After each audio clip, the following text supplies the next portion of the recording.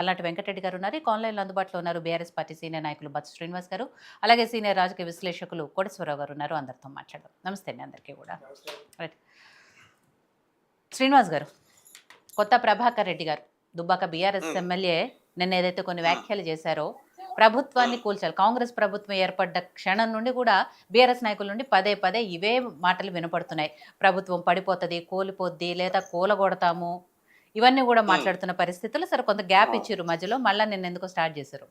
ప్రభాకర్ రెడ్డి గారు ఈ ప్రభుత్వాన్ని కూలగొట్టండి అంటూ తమపై ఒత్తిళ్లొస్తున్నాయని, ఎమ్మెల్యే వాళ్ళని కొనటానికి అవసరమైన ఖర్చు కూడా మేము భరిస్తామని చెప్పేసి కొంతమంది బిజినెస్ హ్మ్. వాళ్ళకి సంబంధించి అంటే రియల్టర్లు గానివ్వండి, బిల్డర్లు గానివ్వండి, వీళ్ళందరూ కూడా మాపై ఒత్తిడి తీసుకొస్తున్నారు. అంత హ్మ్. విసిగిపోయారు కాంగ్రెస్ ప్రభుత్వం పట్ల అని చెప్పి చెప్తున్నారు. ఎవరు ఆ హ్మ్. బిల్డర్లు ఎవరు? ఆ రియల్టర్లు ఎవరు? మీ దగ్గరకొస్తున్న వాళ్ళెవరు? ఎందుకు మీ మీద అంత ఒత్తిడి చేస్తున్నారు కాంగ్రెస్ ప్రభుత్వాన్ని కూలగొట్టమని?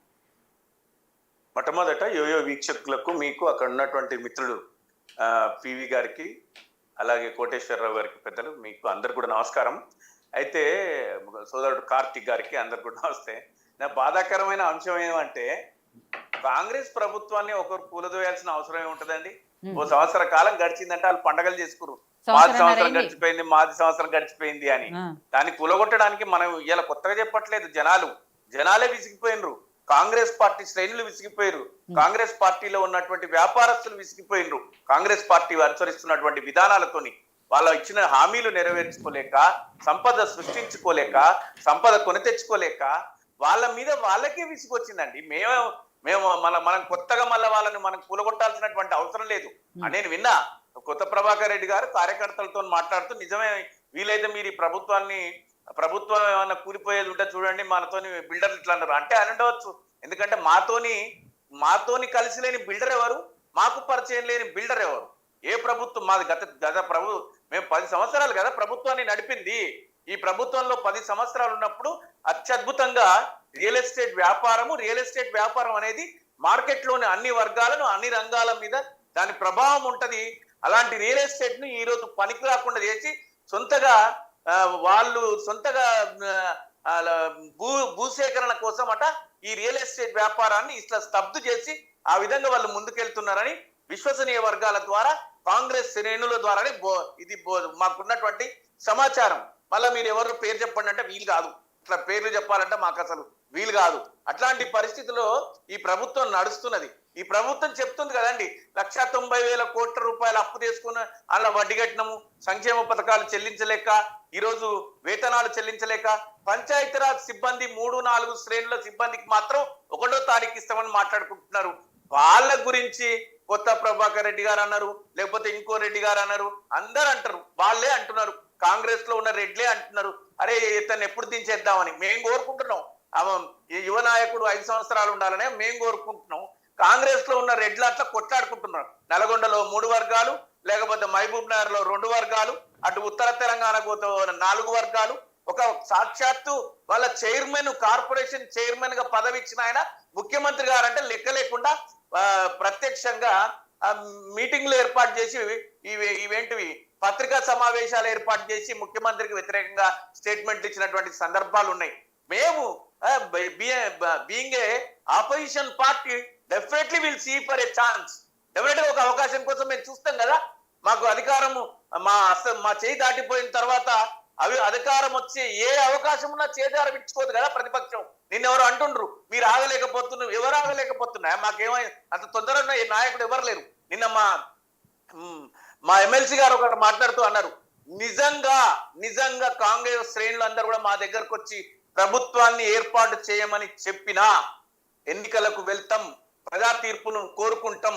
ఈ రోజు ఎన్నికలు జరిగితే 100% బీఆర్ఎస్ పార్టీ అవలీలగా అన్ని సీట్లు గెలిచేటువంటి పరిస్థితులు ఉంది. కాబట్టి ఎట్టి పరిస్థితుల్లో మా దగ్గర వచ్చి బతిమాలినా కూడా మేము ప్రభుత్వ ఏర్పాటుకు మేము సిద్ధంగా లేవు. కానీ ఆ పార్టీలోనే అనేకమైనటువంటి గ్రూపులు ఉన్నాయి, వాళ్ళే కోరుకుంటున్నారు ముఖ్యమంత్రి రేవంత్ రెడ్డి గారు ఎప్పుడు దిగిపోతారని. నాకు మొన్న చాలా సీనియర్ కాన్ఫిడెన్షియల్ ఇన్ఫర్మేషన్ ఉంది, రెవెన్యూ మినిస్టర్ ఎప్పుడు దిగిపోతారు పక్క జరపాలి పొంగిరెడ్డి శ్రీనివాసరెడ్డి గారిని. ఎందుకంటే ఆయన ఏదో భూభారతి పేరు మీద తీసుకొచ్చి ఇది 100 సంవత్సరాలకు పనికి వస్తుందని మాట్లాడుతున్నారు. మీ భూమి దగ్గర నుంచి అనుకుంటూనే ఉన్నాం, మొన్నటి మీ భూమి, నిన్నటి ధరణి, నేటి భూభారతి, ఇట్లా అనేకంగా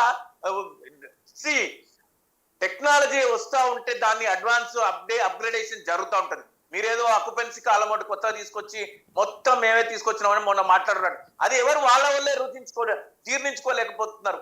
ఇంకా దీనికి బీఆర్ఎస్ పార్టీ దిగిపోవాలని కోరుకుంటున్నారు. మేమే దిగిపోవాలని కోరుకోవట్లేదు, దింపేయాలని మీ వాళ్ళే కోరుకుంటున్నారు. ఎప్పుడు దిగిపోతారా నాయన అని వాళ్ళే ఎదురు చూస్తున్నారు. సమాజం అంతా ఒక విధంగా వాళ్ళు అంటే అంతర్గత పోరు, దాంతో పాటు ఇవాళ తెలంగాణ సమాజంలోని అన్ని వర్గాల ప్రజలు ఎవరు కూడా ఈ ప్రభుత్వంతో సంతృప్తి లేరు. వాళ్ళు చెప్పుకుంటారు నిజంగా వాళ్ళకి మార్కెటింగ్ చేసుకొని రావడం లేదని నేను అంటున్నా. వాళ్ళేదో మేము 30%, 60%, 70%, 90% అని మాట్లాడుతుంటారు. రుణమాఫీ చేసినామని. మీరు చేసిన రుణమాఫీ మీకు చెప్పుకోనికి కూడా రాదు. 18,000 కోట్లు చేసిర్రు, దాన్ని 40,000 కోట్లు అంటారు. ఎంత చేసిరో ఏం చేసినరో అదన్నా చెప్పుకోండి అంటే అది కూడా చెప్పుకోరు. అది కూడా మేమే అడ్వర్టైజ్మెంట్ చేస్తున్నాం. బీఆర్ఎస్ వాళ్ళే చెప్తున్నారు 18,000 కోట్లు చేసిరు, 18,000 కోట్లు అంటే పక్కా సమాచారం మాకుంది కాబట్టి 30,000 కోట్లకు 18,000 కోట్లు మాకు సమాచారం ఉంది కాబట్టి అది కూడా మేమే మార్కెటింగ్ చేస్తున్నాం. So this government is fail absolutely 100%. ఈ అట్టడుగు వర్గాల నుంచి కూడా అన్ని వర్గాల ప్రజలు ఈ రోజు అసంతృప్తితోనే ఉన్నారు.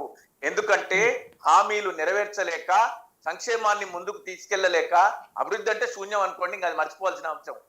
అభివృద్ధి ఎక్కడుంది, ఏముంది? అభివృద్ధి వెతుకుదామన్న ఆ పదం కనిపిస్తలేదు. కాంగ్రెస్ పార్టీ హయాంలో చేసిన అభివృద్ధి మేము వేసిన ఫ్లైఓవర్స్ అన్నిటికీ రంగేస్తున్నారు. 9 కోట్ల రూపాయలట ఆ కాంట్రాక్ట్. నేను అడిగిన ఏమో ఇట్లాగానో రంగేస్తున్నారు ఇంతగానో అంటే, సార్ ఇది మొత్తం 9 కోట్లు ఉంది, ఎంతో 20% వేసుకున్నా కూడా 9 2 18 1.8 ఒక 3 crores మిగులుతాయి, మళ్ళీ దాని కమిషన్ ఇవ్వాలి 20% 10% అంటున్నారు. ఈ బిల్లులు చెల్లింపు ఒకటి జాగ్రత్తగా చూస్తున్నట్టుగా అనిపిస్తుంది. దాంట్లో కూడా కొట్లాడుకున్నారు కాంట్రాక్టర్లు, వీళ్ళు కొట్లాడుకున్నారు. కాబట్టి ఈ ప్రభుత్వాన్ని కూల్చివేయాల్సినటువంటి అవసరం బీఆర్ఎస్ పార్టీకి, బీఆర్ఎస్ పార్టీలో ఉన్న శ్రేణులకు అవసరం లేదు. ప్రజలు కోరుకుంటున్నారు. ప్రజాభిష్టం మేరకు ఎన్నికలు వచ్చేంత వరకు మేము ఓపికతో, సంయమనంతో, సహనంతో వేచి చూస్తాం. ప్రజా తీర్పును తిరిగి ప్రజల రెఫరెండానికి మేము సిద్ధపడే ఉన్నాం. అంతవరకు వచ్చేటువంటి ఎన్నికలలో వీళ్ళ సత్తా చూపించాల్సినటువంటి అవసరం ఉంటుంది. అప్పటి వరకు వేచి చూద్దాం. రైట్. సో కార్తిక్ గారు, కాంగ్రెస్ ప్రభుత్వం, ప్రజాప్రభుత్వం అని చెప్పుకుంటున్న కాంగ్రెస్ ప్రభుత్వము అన్నిట్లో కూడా ఫెయిల్ అయింది. అభివృద్ధిలో కానివ్వండి, లేకపోతే ఇచ్చిన హామీల్లో కూడా అన్నిట్లో ఫెయిల్ అయింది. కాబట్టి ప్రజలు అందరూ కూడా విసిగిపోయారు. కాబట్టి కాంగ్రెస్ పార్టీ ఎంత తొందరగా దిగిపోతే అంత మంచిది, మళ్ళీ బీఆర్ఎస్ ప్రభుత్వం వస్తుంది అని చెప్పి ప్రజలే కోరుకుంటున్నారు. ప్రతిపక్షంగా మేం కాదు, ఈవెన్ అధికార పక్షంలో ఉన్న ఆ పార్టీలోని సొంత నాయకులు కూడా చాలామంది రేవంత్ రెడ్డి దిగిపోవాలి అని చెప్పి కోరుకుంటున్నారు. కాబట్టి పడగొట్టాల్సిన అవసరం మాకైతే లేదు. కానీ ఒత్తిళ్ళు వస్తున్న మాట మాత్రం వాస్తవము, ఎందుకంటే విసిగిపోయారు కాబట్టి అనేది.